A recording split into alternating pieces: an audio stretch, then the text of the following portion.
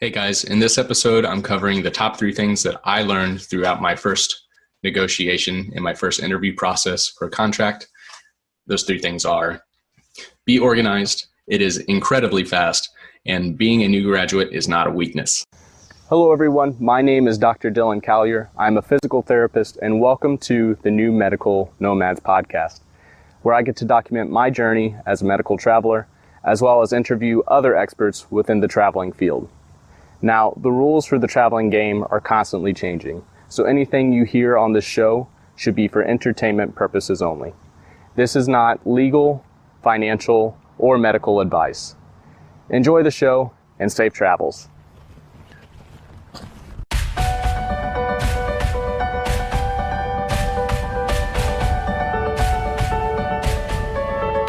Hello everyone, and welcome to another episode of the New Medical Nomads podcast. My name is Dr. Dylan Callier, and I'm your host. Today I am talking about my first experience with the interview process for my very first contract. So I'll kind of give a story about just me getting set up for this first one and tell you some of the things that I did to prepare, and then also some of the things I feel like I could have done better. So that way you guys can learn from my mistakes. So I had been initially trying to find recruiters for myself 3 months ahead of the time that I wanted to work. So it is January 1st today. I am basically all packed up. You can see the only thing remaining behind me is my memento box, my microscope, and my Spider-Man lunchbox. I knew that I needed to start in January for my first contract. So in October, I started looking for recruiters. And there's 2 ways that I used to find the recruiters that I wanted to work with. The first was through my network. I've been able to have people on the show who have been traveling for up to 7 years, up to 10 years, and people who've been around for a while and had really good recommendations on who I should work with. So I was able to find 2 separate recruiters that way. And then I also went to Nomadicare to go through that process. And say you don't know anyone, say that you are in this on your own and you're just like, I need to go and experience the world and see this whole traveling thing, this whole medical traveling thing out. You can go to Nomadicare.com, and Laura Latimer, who's been on the show, does a really good job of vetting recruiters. Now, I'm not going to say everything or every recruiter going through there is going to be 100% hunky-dory. You know, sometimes people just do really good interviews and then it turns out later on it's not as good as you would have hoped. But the 2 that she got for me, because every time you sign up, you get 2 from her. The 2 that I got have been excellent and really good at communicating, really good at keeping me up to date with what's going on, really transparent. It was very easy to talk to. It wasn't like they were trying to make me feel guilty for any of the things that I was talking about or that I required for my first position. And that's really what I was looking for my first recruiters, because I have a very low threshold of salesmanship. So if somebody comes on, and even at the travel conference, just talking to somebody before they got to know me, before they were asking questions, they were already pitching themselves. And that is just a big turnoff for me. And so none of these guys that I've gotten through Nomadicare had that. And so I was greatly appreciative for Laura for having that website and being able to get me started on the right track. That being said, when I'm talking about all this podcast will never have a sponsorship by a travel agency, nor will I openly promote a company, openly promote a travel agency. My guests on the show are always welcome to say what they want, but it's never through a sponsorship, because I don't want you, the listeners, to feel like I am having my message altered in any way, that this is any way influenced by money or by other political stuff that goes on in the world. This is my content to you guys to help you out. So I found my 4 recruiters. My goal was to start with 3.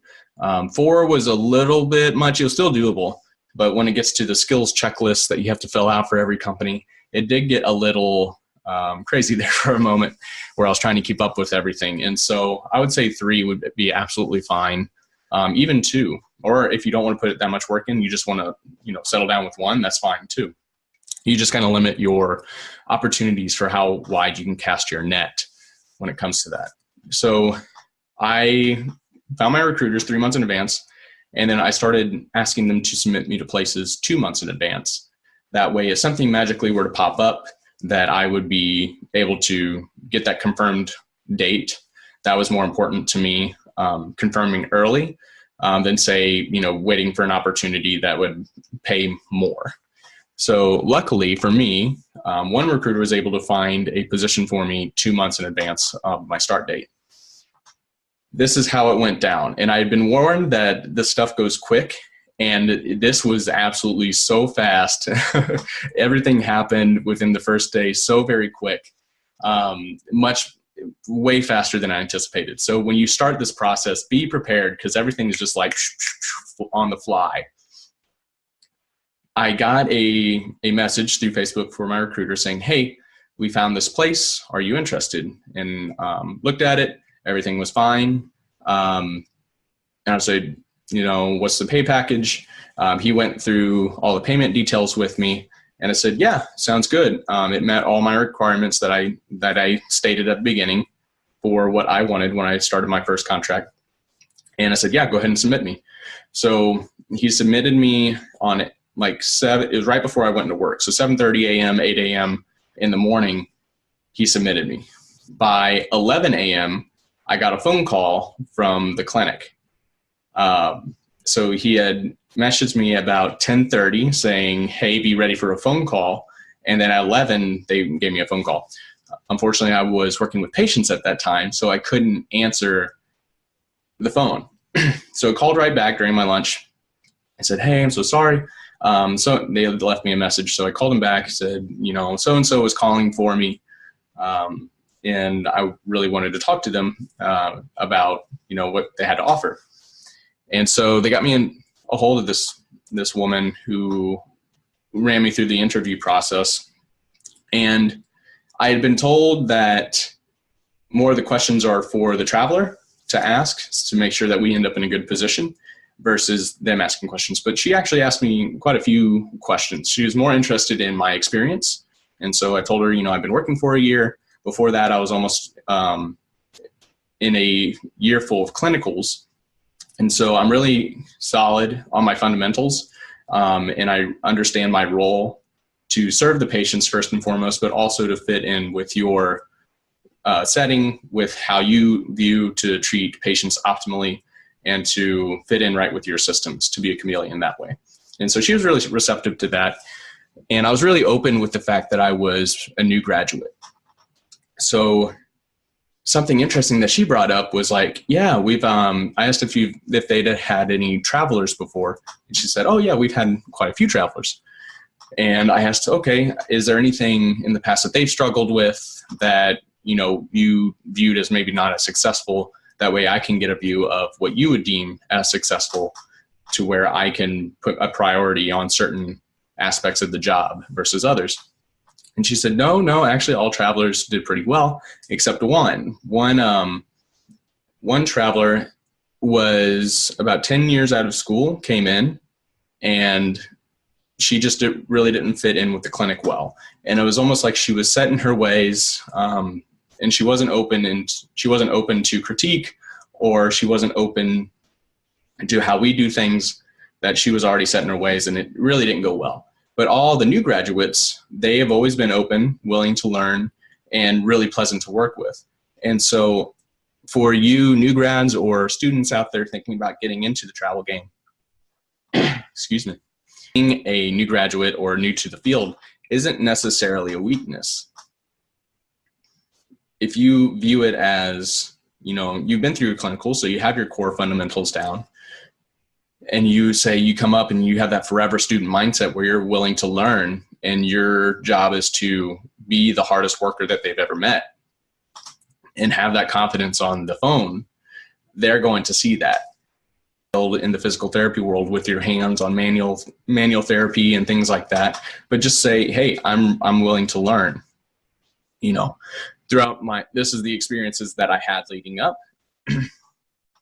And going into it, this is where I view maybe that I don't know as much, but I'm really excited to work with your team, and I'm really excited to learn that from you guys. And if you come up with that, that will be more beneficial and attractive to the employer than somebody who's been out 10 years that is set in their ways. Not saying that for all the travel veterans out there that, you know, they're already set in their ways. I'm sure there's some new grads coming out that have that personality. I'm sure there are, you know, travelers who've been doing this for 10 years that are completely open and always learning and always being very humble with how they interact with the facility that they work at. I think that just kind of goes along with that personality that you need in order to be a traveler. So definitely not, you know, picking on a category of people, but just giving those new grads and those students some ammunition in order to be able to have those conversations over the phone and go through that interview process to where if they do feel like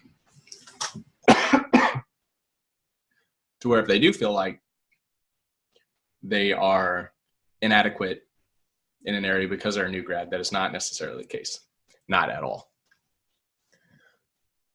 So one of the things I feel like I could have done better at was to have my questions ready to go. So I was not anticipating it to be that quick.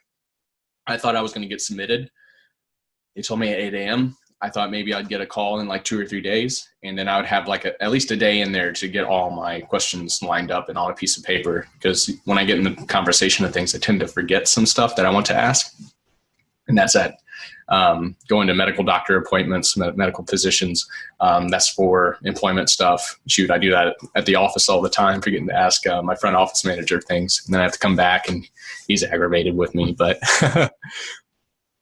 so I would definitely go in with a list of questions that you want to do. And I will be posting my list of questions that I ask. I think it depends on the setting that you're going into, especially from physical therapists. This is one of my requirements, was that it was an outpatient physical therapy clinic because that's where I'm most comfortable in. And if you're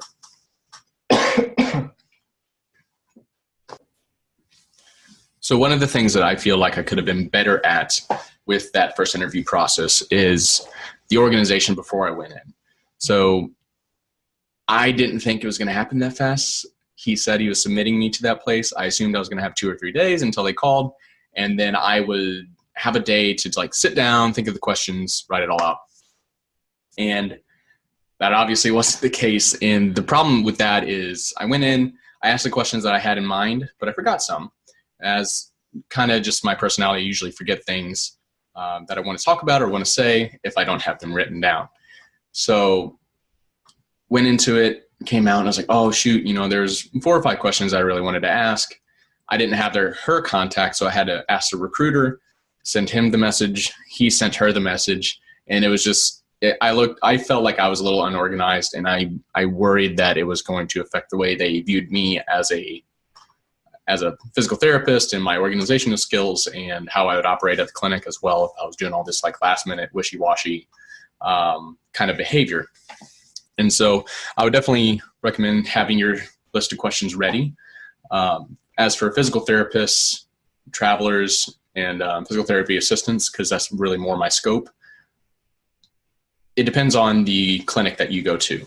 So the clinic, one of my requirements is that I wanted to be in an outpatient physical therapy setting, not with a hospital, not inpatient rehab, not home health. I wanted to stick with what I was comfortable in. And that changes the amount of questions that you want to go into versus those other settings that I described. So if you are looking for outpatient setting opportunities, if you go to the New Medical Nomads group on Facebook, I'm going to upload the questions that I asked for my first interview. That way you guys can have already pre-made lists and you can either add it or take stuff out, whichever. Depends on what your goals are and what you are looking for out of that first position. And so I always wanted to travel based on location. So my requirements needed to be in Southern California, close to Los Angeles, needed to be outpatient physical therapy setting, and it needed to be $1,600 take-home pay per week minimum. I was That was a little bit on the low side, I believe, when I was talking with some of the more experienced travelers for physical therapists, especially for that area. I feel like I might have taken a little bit of a pay cut, but that was okay because I got this position, after they accepted me and we went into the negotiation side of things. I was willing to take a little bit of a pay cut to be in that area and to also have that guarantee, or as solid of a guarantee as you can have earlier leading up to it. So I had a 2-month head start into when I was starting at this clinic. And that was so valuable to me and just took a lot of pressure off my back. So I was definitely willing to go down from, say 16.5 a week in just 16 flat. There was a little bit of negotiation to get them back up to the level, and that was through my recruitment agency, not necessarily with the company itself, because the company will have its own rates that they're willing to bill out. And then after that point, you're just negotiating within a recruitment agency that you had. And so I was lucky enough that my recruiter, and it was one of the things that I was looking for when I was finding recruiters, is that they were going to be open with the bill rate, and so that I could use that as an educational experience for myself and learn the business side of things and feel comfortable that I was getting the best deal that I could and that there wasn't money being left under the table for their profit margins, and that it was going to me professionally because, we have a lot of student debt and we have a lot of value as practitioners, and that goes for any medical traveler out there. So if you're curious on who I'm working for, again, I'm not going to promote that through the podcast, but you can find me on Instagram at Dylan Callier or Dylan.Callier. I'll put it in the show notes. You can look below, or just reach to me on Facebook, and I'll even, you want to talk money, you want to talk salary, things like that. I'm definitely really open with that because I think it's going to empower us as physical therapists, us as medical travelers, for this agency, and then also just the physical therapy world itself. So I don't think that information being put out there is going to hurt anyone, and I am very transparent with that. I'll do another episode on finding a place to live, which was surprisingly more stressful than I was anticipating. But I'll do a separate one on that, especially once I'm actually in the place and living. But just to give you guys a heads up on monetary opportunities, what I was making at this permanent position bi-weekly, so every other week, was less than what I am making weekly at this other company. When I was looking for places, I went through Airbnb. The amount that I am making now has given me such a blanket of financial support that I could have found a place for about $115 a day to stay. Like, you're talking a really nice place, and still come out ahead. Now, obviously I didn't do that because I want that extra money, and I'm kind of a minimalist anyhow. And so that just aligns with my goals and my why. But there is so much opportunity out there, and I am so thankful to have this ability to practice where I want to and bounce around, even though it might be a little more stressful. It's definitely not for everyone. It's a little bit harder. You're almost like a little personal agent, little personal business person, going through and bouncing around and working at different places, meeting new people, learning new things. So I hope that helps you guys out for the ones going into their first contract negotiations. If you have any questions, again, find me on Facebook. Go to New Medical Nomads. You can post a question there in the group, or down below if you're watching on YouTube. If you're on Facebook, you can drop a comment below as well and share. If you learned anything, put it down below as well. Anytime you give us a like, give me a share, promote the video in any way, it really helps me get my message out to other people. So I greatly appreciate that. And hopefully you guys found some value out of this. and learn from my mistakes as well. If you're looking for the next episode, I launch these on the Facebook page, the New Medical Nomads Podcast. So you can find it there.